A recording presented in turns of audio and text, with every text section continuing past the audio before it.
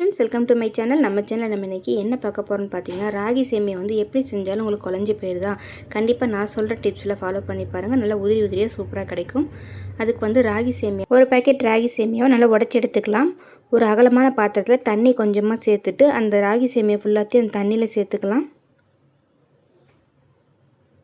கொஞ்சமாக உப்பு சேர்த்துக்கலாம். ஒரு ஸ்பூன் அளவுக்கு ஆயில் சேர்த்துக்கலாம்.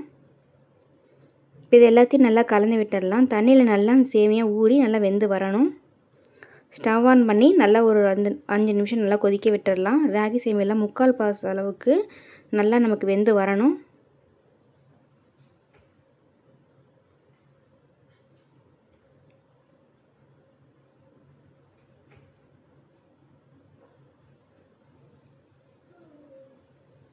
இப்போ நல்லா வெந்துருச்சு பாருங்கள். இந்த அளவுக்கு வெந்ததுக்கப்புறமா தண்ணி எல்லாம் வடித்து எடுத்துகிட்டு வந்துடலாம். இப்போ பாருங்கள், உடச்சா நமக்கு உடையது 3/4 அளவுக்கு நல்லாவே சேமியா வெந்துருச்சு. இப்போ வழக்கம் போல் தாளிக்கிறதுக்கு வானலில் எண்ணெய், கடுகு, அது கூடவே ஒரு பெரிய வெங்காயம், 2 பச்சை மிளகாய் பதிலாக இல்லை வரமிளகாய் சேர்த்துக்கலாம். பச்சை மிளகாய் இருந்தால் பச்சை மிளகாய் கூட சேர்த்துக்கலாம். ஒரு கொத்து முருங்கைக்கீரை சேர்த்துக்கங்க. உங்களுக்கு முருங்கைக்கீரை வேண்டாம் அப்படின்னா நீங்கள் வந்து கருவேப்பிலை சேர்த்துக்கலாம். இப்போ இது எல்லாத்தையும் நம்ம எண்ணெயில் நல்லா வதக்கி விட்டுக்கலாம்.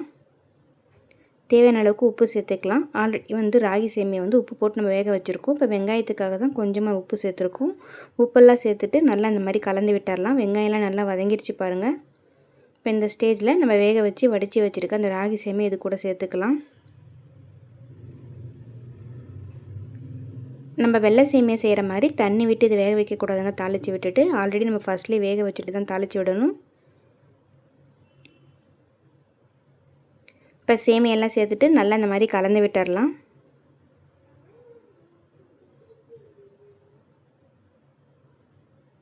உப்புலாம் சரியாக இருக்கான்னு பார்த்துட்டு கூட குறைய இருந்தால் பார்த்து சேர்த்துக்கோங்க.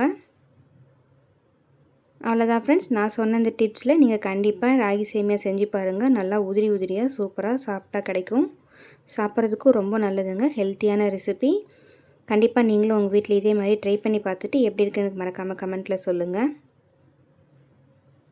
இந்த வீடியோ உங்களுக்கு பிடிச்சிருந்ததுன்னா மறக்காமல் நான் சேனலை சப்ஸ்கிரைப் பண்ணிவிட்டு லைக் பண்ணிக்கோங்க ஃப்ரெண்ட்ஸ். உங்கள் ஃப்ரெண்ட்ஸ் அண்ட் ஃபேமிலிக்கும் ஷேர் பண்ணி விடுங்க.